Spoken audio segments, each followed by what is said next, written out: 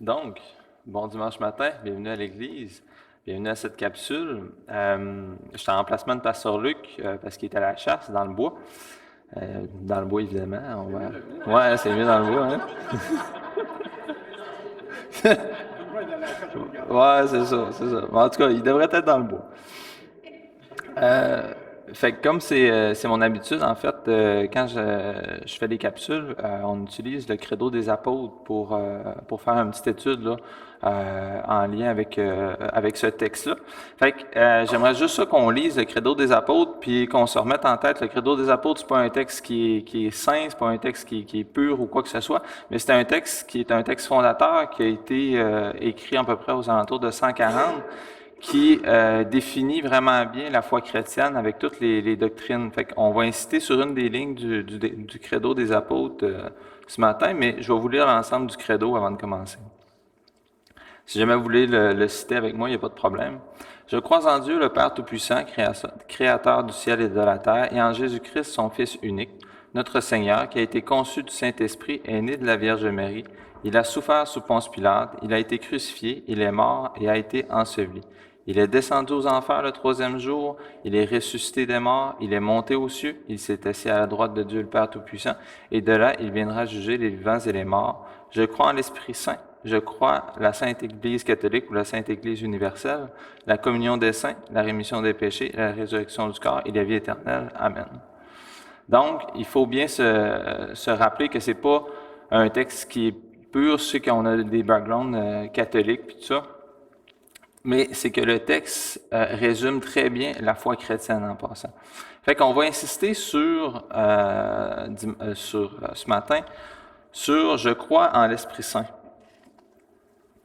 Je sais que Pasteur Clermont a fait 2 prédications dernièrement là, sur le Saint-Esprit, mais je pense qu'on s'en fâchera vraiment pas. Ça sera pas une répétition parce que le Saint-Esprit, c'est extrêmement large comme sujet. Puis de ce que j'ai regardé, je toucherai pas trop à ce que Pasteur Clermont a vu là, dans ses prédications. Fait que ça va être plus, ça va bien s'imbriquer l'un dans l'autre. Fait que juste avant de commencer, je pense que ce serait bien que je vais prier pour la capsule puis pour nos chasseurs dans le bois là, qui sont présentement. Seigneur Jésus, je te remercie pour le temps qu'on va passer ensemble ce matin autour de ta parole, fait qu'on puisse en apprendre plus sur toi, sur ton Saint-Esprit. Fais aussi que la chasse puisse bien aller, protège nos chasseurs qui sont partis dans le bois, qui font partie de l'Église, Seigneur. Puis je te demande de pouvoir qu'on puisse les revoir puis qu'ils puissent nous raconter leur histoire de chasse. Fait que je te remercie pour ce matin, puis je te demande de nous bénir. Amen.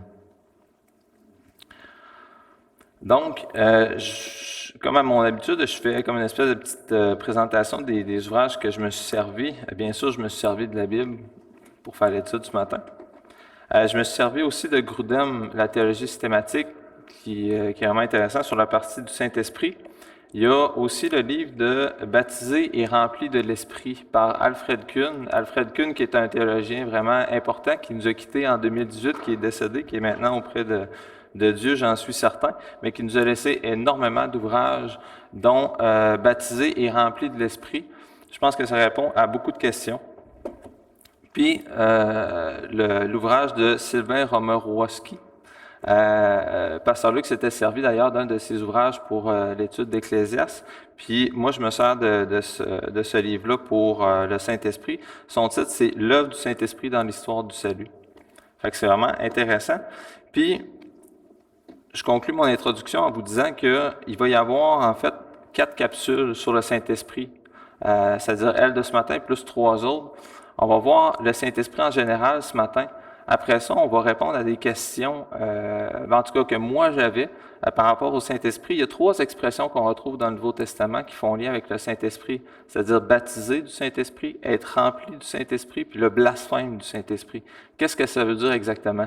Fait que j'ai quand même fait des bonnes recherches, puis j'ai hâte de vous présenter ça au fur et à mesure de notre étude sur le Saint-Esprit. Donc, le Saint-Esprit, pourquoi en parler tant que ça? parce qu'il est très souvent mal compris et cité trop souvent pour justifier nos actions. Souvent, on s'approprie le Saint-Esprit, puis on dit « Ah, le Saint-Esprit m'a fait faire ci, m'a fait faire ça », mais attendons un petit peu, on va voir qu'est-ce que c'est, qui c'est en fait le Saint-Esprit ce matin.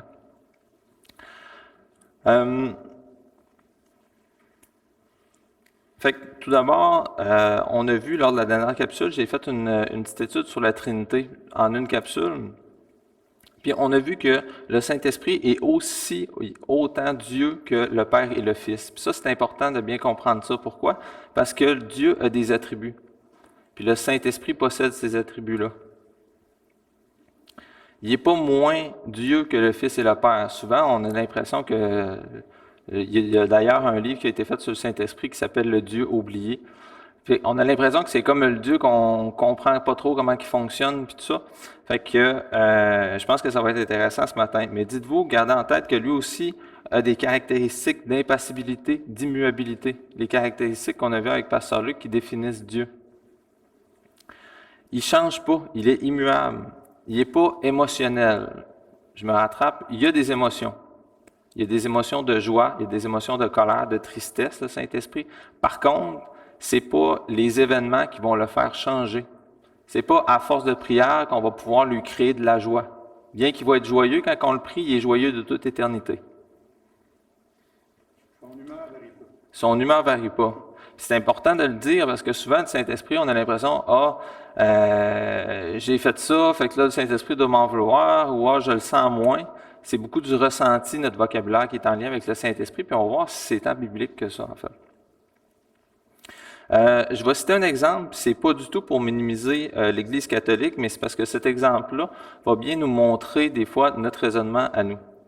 Dans le catholicisme romain médiéval, la grâce était devenue une sorte de matière. Les catholiques prient « Je vous salue Marie, pleine de grâce », comme si Marie était une bouteille, puis la grâce du lait, comme s'il y avait une quantité de grâce qu'on pouvait obtenir, puis comme si ce qu'on recherchait, c'est d'être... oui? Une grâce. À qui une grâce était faite? Ouais. Ben c'est ça, mais c'est comme si la grâce était devenue un carburant qu'il faut se remplir pour essayer de passer la journée.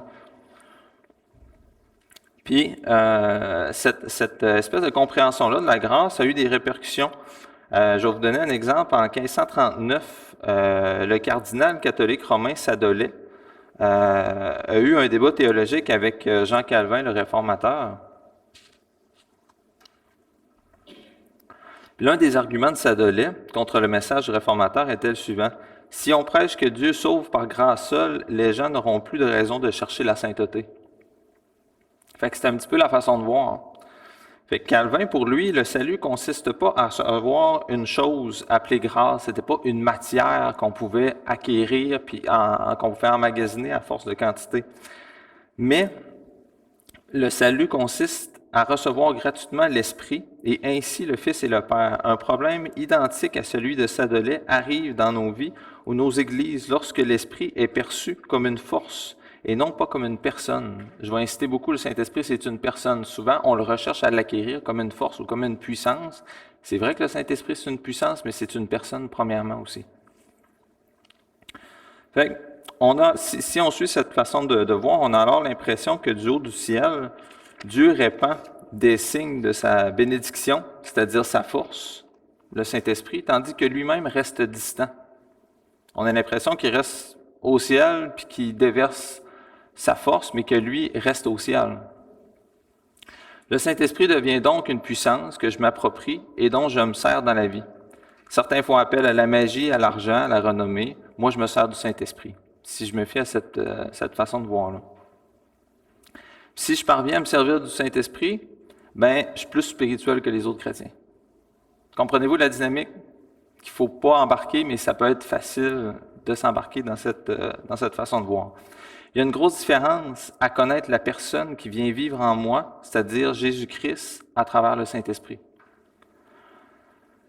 Il n'y a pas juste la tristesse causée par nos péchés qui découle de la présence du Saint-Esprit dans nos cœurs. Souvent, on insiste là-dessus, puis c'est vrai, puis il faut que le Saint-Esprit fasse ce travail-là.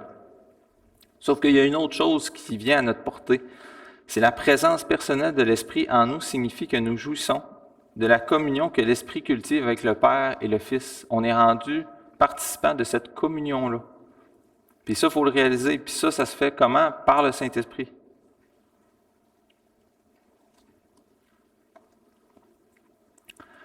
Fait que le Saint-Esprit, il agit depuis le début de la création. Comme on peut voir en Genèse, chapitre 1, verset 2, il se mouvait au-dessus des eaux, ce qui manifeste en fait la présence de Dieu dès le départ. Puis la présence de Dieu se fait comment? Par la présence du Saint-Esprit qui se mouvait au-dessus des eaux. Genèse, quand il dit faisons l'homme en notre image, en notre ressemblance. On va y revenir, mais c'est un bon point. Le Père et le Fils font l'action d'envoyer le Saint-Esprit. On le voit ça à travers les Écritures. On va tourner dans deux passages. En fait, je vais citer les passages quand même assez rapidement. On a du stock à voir, mais vous pouvez les prendre là, en note. Puis si jamais vous avez des questions, si jamais vous n'avez pas eu le temps, vous reviendrez me voir à la fin, ça va me faire plaisir.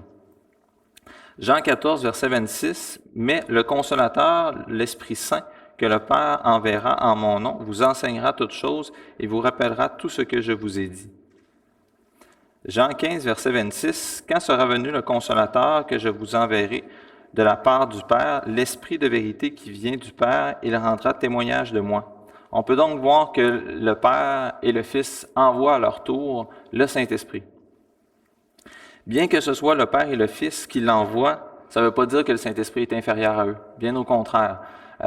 Comme disait M. Lauréat, c'est intéressant de voir la dynamique de la femme et de l'homme quand que Dieu a créé l'homme et la femme. L'homme a endormi, le Dieu a endormi l'homme, puis il a sorti la femme de la côte de l'homme. Puis l'homme a été appelé, je me souviens pas du terme grec, là, mais du terme hébreu, mais l'homme a été appelé une aide semblable à lui. Puis une aide, ça veut pas dire inférieur à. Tu sais, souvent une aide, mais c'était une servante. Non, c'était pas ça. C'était une complémentarité. Puis c'est ce que le Saint-Esprit est à travers la Trinité, ou chaque personne de la Trinité est à travers les deux autres, c'est une complémentarité. Bien qu'ils sont complets toutes seuls, ils se complètent l'un l'autre quand ils sont trois. C'est particulièrement le rôle du Saint-Esprit de nous régénérer et de nous donner une nouvelle vie. On va tourner dans Jean chapitre 3, versets 5 à 8. Jésus répondit, en vérité, je te le dis, que si un homme ne naît d'eau et d'esprit, il ne peut entrer dans le royaume de Dieu. Ce qui est né de la chair est chair, et ce qui est né de l'esprit est esprit. Je poursuis. Ne t'étonne point de ce que je t'ai dit. Il faut que vous naissiez de nouveau. Le vent souffle où il veut, et tu en entends le bruit, mais tu ne sais d'où il vient, ni où il va. Il en est de même de tout homme qui est né de l'esprit. Le Saint-Esprit va nous sanctifier. On peut le voir dans Romains. Romains, chapitre 8, verset 13. « Si vous vivez selon la chair, vous mourrez, mais si par l'Esprit vous faites mourir les actions du corps, vous vivrez. » Le Saint-Esprit va nous équiper aussi pour des services particuliers.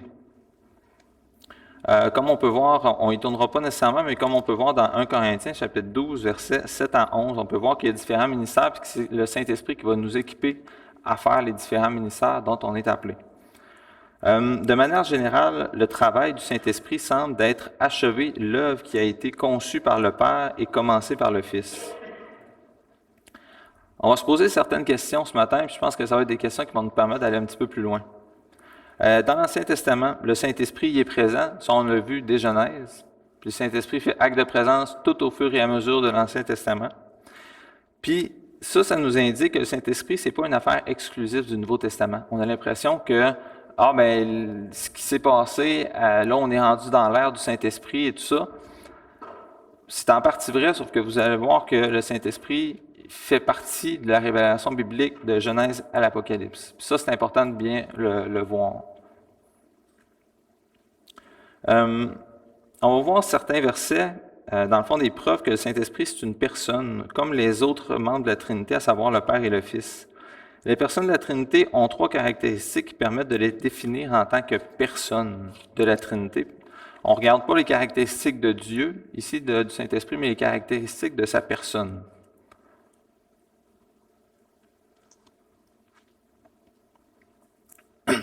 Premièrement, le Saint-Esprit a une intelligence qui lui est propre. Il est conseillé. Dans Ésaïe chapitre 11, verset 2, je vous lis ça. « L'Esprit de l'Éternel reposera sur lui, esprit de sagesse et d'intelligence, esprit de conseil et de force, esprit de connaissance et de crainte de l'Éternel. Un autre point qui nous démontre que le Saint-Esprit a une intelligence qui lui est propre. Il inspire les Écritures. Dans Actes chapitre 1, verset 16, « Hommes, frères, il fallait que s'accomplisse ce que le Saint-Esprit dans l'Écriture a annoncé d'avance, par la bouche de David au sujet de Judas, qui a été le guide de ceux qui ont saisi Jésus. » On va aussi dans Luc, on n'y tournera pas, mais on va aussi dans Luc 12, 12, qui va enseigner. Le Saint-Esprit a une volonté qui lui est propre. Il va s'opposer au péché. En Actes, chapitre 7, verset 51, « Hommes au cou raide, incirconcis de cœur et d'oreille, vous vous opposez toujours au Saint-Esprit. Ce que vos pères ont été, vous l'êtes aussi. » Le Saint-Esprit, comme on a vu tantôt, il va convaincre en Jean 16, verset 8. Fait que c'est pour nous expliquer que le Saint-Esprit a une volonté. Le Saint-Esprit a aussi des sentiments. Il y a des émotions. Bien que ce ne soit pas des émotions qui sont mues par les personnes ou par les événements, c'est des émotions qu'il a en lui de toute éternité. Le Saint-Esprit va éprouver de la joie, comme on le voit dans 1 Thessaloniciens 1, verset 6. « Et vous-même, vous avez été mes imitateurs et ceux du Seigneur en recevant la parole au milieu de beaucoup de tribulations avec la joie du Saint-Esprit. » On voit aussi que le Saint-Esprit peut être attristé. Je pense que vous connaissez la référence, mais Éphésiens 4, versets 29 et 30. On n'y tournera pas nécessairement. Sans tourner, on voit que dans certains passages, les attributs divins sont attribués au Saint-Esprit, comme un esprit de conseil, de gloire, de grâce, de sainteté, d'omnipotent et de connaissance, et un esprit de vie. Je prends le temps de vous décrire tout ça pour qu'on voit la personne du Saint-Esprit dans son ensemble et à quel point qu'il est une personne de la Trinité, puis à quel point aussi qu'il est Dieu. Il est actif dans bien des actions. Il va sceller le salut, comme on voit dans Éphésiens 1. Il nous ressuscite, on peut le voir dans Romains. Il intercède pour nous, Romains 8. Il fortifie, Éphésiens 3. Ça nous permet de voir que le Saint-Esprit est non seulement une personne de la Trinité, mais qu'en plus, il est actif auprès de la création, de l'œuvre de son salut, puis auprès de son Église. Je prends le temps de voir ça ce matin avec vous. Ça peut sembler que de l'énumération, mais c'est pour qu'on se fasse une tête. Puis parce que dès le début de l'histoire de l'Église, des fausses doctrines ont déformé ce qu'est le Saint-Esprit.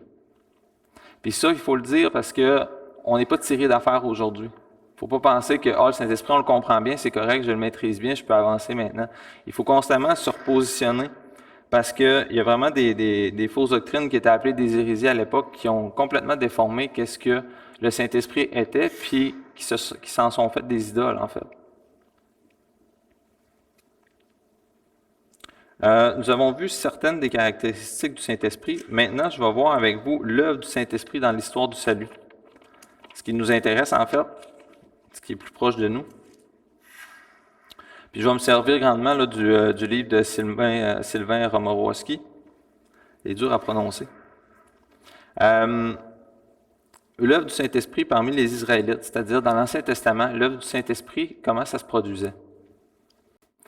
Dans l'Ancien Testament, l'œuvre du Saint-Esprit s'est communiquée comme certains individus qui ont été choisis parmi le peuple juif sous forme de certaines capacités qui leur permettent d'accomplir un service particulier. Comme on peut voir avec Samson, une force qu'il avait surhumaine qui lui était donnée par le Saint-Esprit. On peut voir aussi qu'il y a des hommes qui ont reçu une sagesse qui leur venait du Saint-Esprit, que ce soit Moïse, Josué ou Salomon ou encore Daniel. Puis on peut voir dans Proverbes chapitre 1, verset 23, que dans l'Ancien Testament, le Saint-Esprit est lié beaucoup à la sagesse. Souvent, dans l'Ancien Testament, comment ça se passait avec la relation avec le Saint-Esprit? L'Esprit, comme Pasteur Clermont nous a rappelé à travers ses prédications, souvent l'Esprit est sur quelqu'un pour accomplir une tâche ponctuelle, c'est-à-dire comme Samson ou Saül, puis il pouvait se retirer. Le Saint-Esprit pouvait se retirer de cette personne-là après. Comme on peut voir en 2 Chroniques, chapitre 24, verset 20, je vais vous lire ça. « Zacharie, fils du sacrificateur Jéhojada, fut revêtu de l'Esprit de Dieu. Il se présenta devant le peuple et lui dit, « Ainsi parle Dieu, pourquoi transgressez-vous les commandements de l'Éternel? Vous ne prospérez point, car vous avez abandonné l'Éternel, et il vous abandonnera.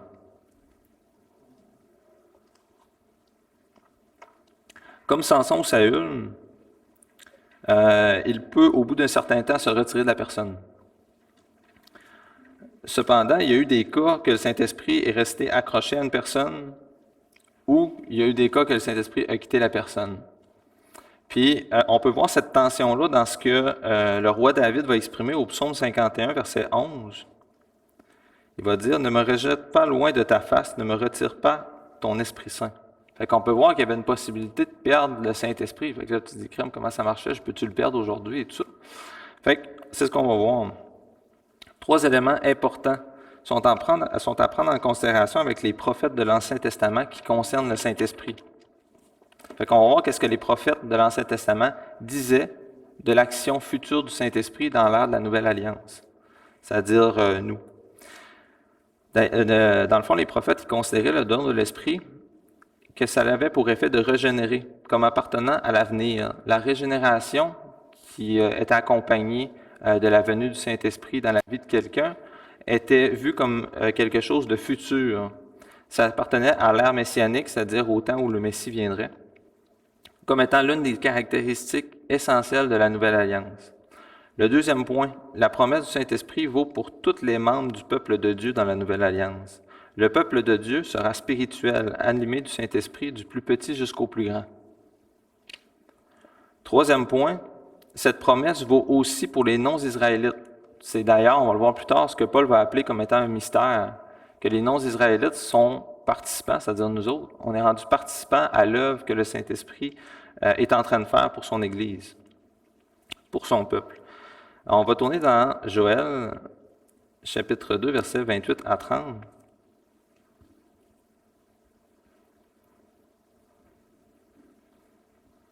Après cela, je répandrai mon esprit sur toute chair. Vos fils et vos filles prophétiseront, vos vieillards auront des songes, et vos jeunes gens des visions.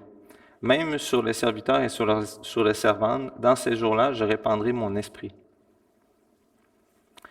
Les croyants dans l'Ancien Testament, comment ça fonctionnait? Est-ce qu'ils étaient régénérés? Est-ce qu'ils pouvaient avoir le salut? Comment est-ce que ça fonctionnait avec le Saint-Esprit? Est-ce qu'ils pouvaient être régénérés, les croyants de l'Ancien Testament? Oui? C'est un bon point. La réponse courte, c'est oui.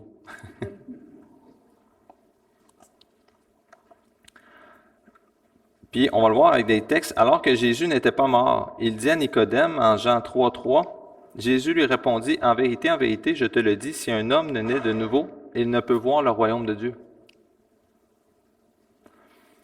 Puis, comment que Abraham et Isaac étaient-ils sauvés? On va voir dans Matthieu chapitre 8, verset 11.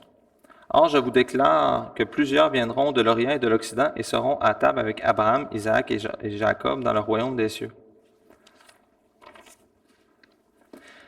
La régénération dont parle Jean 3 doit être accessible aux croyants de l'Ancien Testament. Sinon, comment que Noé, en Genèse chapitre 6, verset 9, était-il appelé un homme juste et intègre, si on sait que tous son péché sont privés de la gloire de Dieu? David, au psaume 51, versets 9 et 10, les deux versets qu'on a, avant le verset 11 qu'on a lu tantôt, révèle un cœur qui est régénéré. Je vous explique, on va le lire. Vous allez voir qu'on a souvent cette prière-là. Ça révèle un cœur qui est régénéré. Détourne ton regard de mes péchés, efface toutes mes iniquités. Ô Dieu, crée en moi un cœur pur. Renouvelle en moi un esprit bien disposé. Comment est-ce qu'on peut avoir un cœur pur sans être régénéré?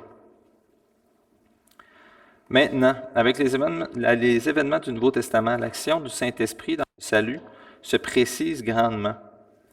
Puis, je fais une petite parenthèse. Je pense que c'est important de bien le saisir, ces choses-là, parce que sinon, on va mal interpréter les événements de Actes des Apôtres.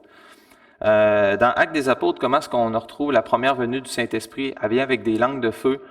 Les apôtres font des miracles incroyables. Il y a des manifestations vraiment particulières qui accompagnent, si vous voulez, le ministère des apôtres. Puis là, on se demande, puis il y a certains enseignants qui vont proclamer ça, que ce soit sur YouTube ou quoi que ce soit, qui vont dire, ben, Il faut retrouver la flamme qu'on avait dans Actes des Apôtres. Il faut guérir, faire des miracles et tout ça. Il faut demander le Saint-Esprit et tout. Mais est-ce que vraiment c'est bibliquement ce que les Écritures nous disent? Je suis vraiment pas certain. Parce que dans l'ouverture de la première alliance, de l'ancienne alliance, qu'est-ce qui est arrivé avec Moïse? Moïse, il y a eu les 10 plaies d'Égypte. Le peuple juif s'est fait ouvrir la mer en deux. Il y a eu des manifestations, colonnes de feu, colonnes de fumée qui accompagnaient le peuple d'Égypte, et etc. Il y a eu des manifestations physiques vraiment tangibles. Puis il faut le voir comme ça. Puis après ça, il y a eu une accalmie. Il y avait moins de miracles après ces événements-là. Qu'est-ce qu'on peut voir avec la venue du Saint-Esprit dans l'Acte des Apôtres? C'est l'inauguration d'une nouvelle alliance. Il y a des choses extraordinaires qui se sont passées. Puis ça. Est-ce que nous autres, on doit rechercher ces phénomènes-là qui sont sensationnalistes? Pas nécessairement, parce que les Écritures ne nous disent pas que c'est une continuité, qu'on doit prier pour des miracles, etc. Je ne vous dis pas que les miracles n'arrivent plus. Bien au contraire. Les miracles arrivent, mais ils ne sont plus la norme de la marche chrétienne. L'important, c'est de prier quand Dieu nous le demande. C'est lui qui fait le miracle. Ouais. Puis il n'y a aucune garantie, c'est pas parce qu'on a moins le Saint-Esprit ou c'est pas parce qu'on marche moins avec Dieu qu'on n'a pas qu'on fait pas des miracles ou qu'on n'ouvre pas les mers en deux. Okay? C'est parce qu'il y a un temps pour chaque chose, il y a eu un temps pour ces choses-là. Puis là, on est dans l'ère messianique. Il y a 3 aspects nouveaux depuis la Pentecôte. Même si on sait que le salut en soi était possible, il y a 3 phénomènes nouveaux qui accompagnent le salut depuis la Pentecôte. Le Messie, depuis sa résurrection et son ascension, a reçu le Saint-Esprit et le distribue le jour de la Pentecôte. En Actes chapitre 2, versets 32 et 33, « C'est ce Jésus que Dieu a ressuscité, nous en sommes tous témoins. Élevé à la droite de Dieu, il a reçu du Père le Saint-Esprit qui avait été promis. Il l'a répandu, comme vous le voyez et l'entendez. » L'Esprit est donc devenu l'Esprit de Jésus. Ça, gardez ça en tête. Le Saint-Esprit est appelé Esprit de Jésus dans certains passages du Nouveau Testament. Gardez juste en tête. On va le voir dans Acte 16, verset 7. Arrivé près de la Mysie, ils se disposaient à entrer en Bithynie, mais l'Esprit de Jésus ne le leur permit pas. C'est intéressant qu'ici, le Saint-Esprit est appelé Esprit de Jésus. On va le voir un petit peu plus loin. C'est comme si ça faisait un lien, dans le fond, une nouvelle révélation de la relation particulière entre le Messie et le Saint-Esprit. C'est comme si l'œuvre du Messie était vraiment liée avec l'œuvre du Saint-Esprit. Puis c'est attaché aussi à l'événement de la glorification, c'est-à-dire de l'ascension de Jésus-Christ auprès de son Père. Deuxième point, les services pour lesquels l'Esprit qualifie les apôtres est une prolongation du ministère terrestre de Christ. Il y a un passage qui m'a souvent posé problème dans Colossiens 1, verset 24. Je vais vous laisser le temps de tourner parce que ça vaut la peine de le regarder ensemble. Colossiens 1, verset 24. « Je me réjouis maintenant dans mes souffrances pour vous.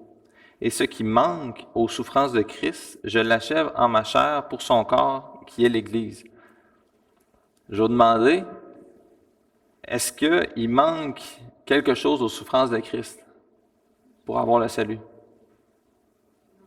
OK, c'est bon. Non. Qu'est-ce que Paul veut dire dans ce cas-là? Puis j'ai cherché, là, ça vient pas de moi, là. Mais Paul n'est pas en train de dire qu'il complète l'œuvre parfaite de Christ, mais qu'il est une prolongation de son ministère. Il vient prolonger, il vient faire ce que Christ a déjà tout accompli. Ça, Paul, il vient pas y retoucher. Sauf qu'il va projeter dans cette ligne de pensée-là, dans cette direction-là. Fait qu'il va œuvrer dans la même direction que le ministère de Christ. C'est un petit peu ce que Paul veut dire. Le baptême du Saint-Esprit débouche sur un nouveau peuple, le peuple dont promettaient les prophètes, un peuple qui se définit non par une race. C'est plus juste des Juifs ou juste des Israélites qui sont appelés à être parmi le peuple de Dieu. C'est de toute ethnie. qu'est-ce qui nous rassemble ici? C'est qu'il y a une alliance qui est faite avec Dieu à travers le Saint-Esprit par son peuple. Jean chapitre 7, versets 37 à 39. Je vous lis ça. Le dernier jour, le grand jour de la fête, Jésus, se tenant debout, s'écria, « Si quelqu'un a soif, qu'il vienne à moi et qu'il boive. Celui qui croit en moi, des fleuves d'eau vive couleront de son sein, comme dit l'Écriture. Il dit cela de l'Esprit qui devait recevoir ceux qui croiraient en lui, car l'Esprit n'était pas encore, parce que Jésus n'avait pas encore été glorifié. » Gardez ce passage-là en tête. Ça fait beaucoup de choses que je vous demande de garder en tête, sauf que gardez ça en tête parce qu'on va revoir une belle conclusion à la fin. Puis ce passage-là contient la promesse du don de l'Esprit qui transforme l'être intérieur et communique une vie nouvelle.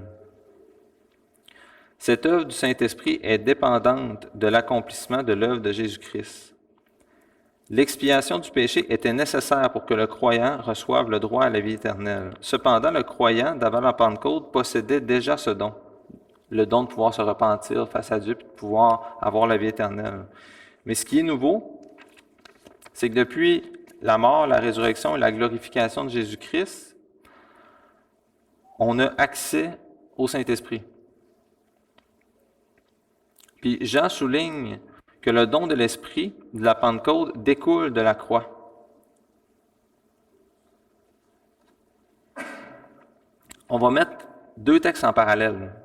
Puis vous allez, en tout cas, moi j'ai fait le saut, là, c'est pas moi qui a fait le parallèle avec ces deux passages-là, c'est Sylvain Romero-Wesky. On va reprendre, dans le fond, Jean chapitre 7, verset 38. Jean chapitre 7, verset 38.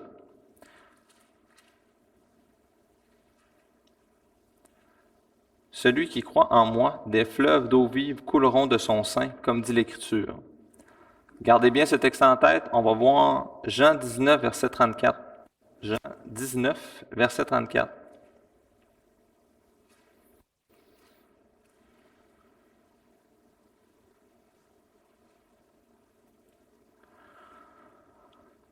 Mais un des soldats lui perça le côté avec une lance, et aussitôt il sortit du sang et de l'eau. Ça s'est vraiment passé, sauf que l'image que l'Écriture nous laisse est incroyable. Par le sang, c'est-à-dire par le sacrifice de Jésus-Christ, l'œuvre du salut nous est accessible, puis ça a été scellé par l'eau, l'eau qui est une image souvent utilisée dans les Écritures comme étant le Saint-Esprit, par le sang et l'eau. Fait que l'image est vraiment forte ici. Qu'est-ce qui est arrivé? Qu'est-ce qui s'est passé dans les derniers instants de Jésus-Christ? Il y a du sang et de l'eau qui ont coulé du côté de Jésus, ce qui révèle le sacrifice de Christ, puis l'œuvre du Saint-Esprit qui vient sceller le tout à la fin. Selon Paul, l'œuvre de l'Esprit découle directement de l'œuvre terrestre de Christ. 1 Corinthiens, chapitre 12, versets 12 et 13.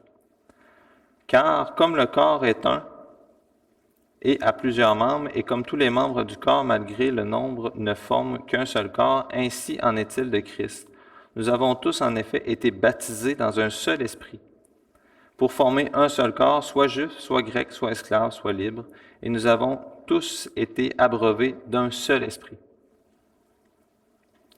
Donc Paul parle du Saint-Esprit qui est accessible à son peuple par Christ, et que son peuple n'est pas une ethnie. On ne se définit pas premièrement, comme je disais tantôt, par une ethnie ou qu'on habite tous dans la même région, ou qu'on se définit premièrement par l'Esprit qui nous unit ensemble. D'ailleurs, Paul, comme je disais tantôt, va nommer ce mystère-là, va nommer ce processus-là le mystère de Christ dans plusieurs passages. On n'y tournera pas, mais il y a un de ces passages-là, c'est Romains 16, versets 25 et 26. C'est des passages vraiment intéressants où il va déclarer cette chose-là comme étant un mystère. Il répète ça beaucoup à travers ses épîtres. Le ministère de Christ a apporté quelque chose de nouveau, à savoir le lien entre le Messie et le don de l'Esprit. On a reçu le Saint-Esprit. Puis le Saint-Esprit a été scellé, c'est-à-dire que le Saint-Esprit, il scelle notre salut, puis il vient en nous. Il n'y a rien qu'on peut faire qui va venir le renvoyer en haut, si vous voulez. Okay? Et ça nous est greffé, puis ça nous est greffé pas par nos forces, pas par nos propres capacités, ça nous est greffé par l'œuvre qui a été faite à la croix. Fait que si vous vous demandez, voyons, je suis tanné d'avoir le Saint-Esprit, comment je fais pour m'en débarrasser? Malheureusement, c'est pas quelque chose qui est possible. C'est hors de notre contrôle maintenant. En Actes chapitre 2, l'Esprit est accordé aux autres groupes ethniques, à savoir les Samaritains et les non-Juifs, afin qu'à partir de ce moment, ils reçoivent eux aussi le Saint-Esprit lorsqu'ils mettent leur confiance en Christ. À partir de la Pentecôte, le baptême dans l'Esprit et la régénération forment une seule et même expérience, ce qui n'était pas nécessairement le cas dans l'Ancien Testament. Mais maintenant, dans le Nouveau Testament, la régénération, puis le baptême dans l'Esprit, le don de l'Esprit est une seule et même chose.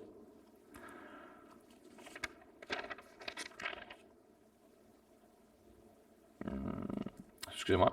Le baptême dans l'Esprit, parce qu'il devait être précédé du sacrifice de Christ et de sa glorification, n'entrait pas dans l'expérience de la régénération du croyant vers la Pentecôte. Sous l'Ancienne Alliance, on ne pouvait pas être uni au Christ incarné.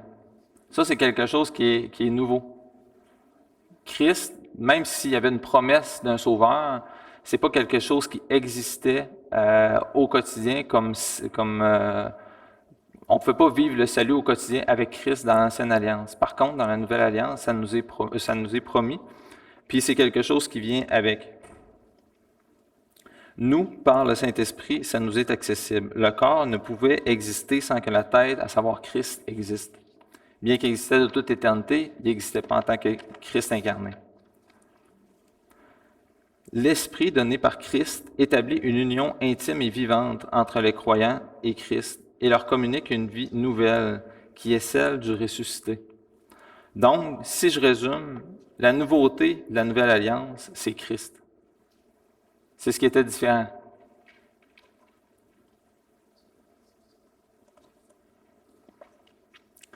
Le baptême dans l'Esprit, le jour de la Pentecôte, est l'événement fondateur du nouveau peuple de Dieu. Il suscite une nouvelle communauté constituée non pas d'une ethnie spécifique, mais de gens unis par le Messie au moyen du sang et d'eau par le Saint-Esprit.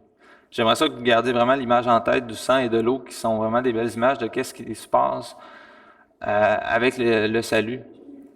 Dieu nous promet de nous sauver par son sang, en étant venu, en s'étant incarné. Puis le Saint-Esprit va sceller ça. L'image de l'eau qui nous rappelle le Saint-Esprit va venir sceller notre salut. Fait que j'ai tenté avec plusieurs textes ce matin de vous parler du Saint-Esprit. C'est possible que j'en ai oublié des bouts. Vous allez me dire, ouais, mais tu n'as pas parlé de ça, puis tout ça. J'aimerais ça que vous attendiez la fin des 4 capsules pour poser votre verdict. Puis, lors des prochaines capsules, je vais tenter, je dis bien tenter, de regarder avec vous ensemble le terme, qu'est-ce que ça veut dire baptiser du Saint-Esprit. Bien qu'on l'ait effleuré, j'aimerais ça qu'on le regarde en profondeur lors de la prochaine fois, qu'on regarde les textes qui en parlent, parce qu'il y a beaucoup de doutes, il y a beaucoup de questionnements par rapport à ça. Je pense que il faut se poser ces questions-là, parce que dans les milieux chrétiens, il y a beaucoup de variété de croyances à propos du Saint-Esprit, puis je pense qu'il faut être assis comme il faut sur nos croyances, assis comme il faut dans les textes bibliques pour être capable de voir qu'est-ce que ces expressions veulent dire. Fait que je vous remercie beaucoup, j'espère que ça a été apprécié, puis je vous souhaite un bon dimanche à tous.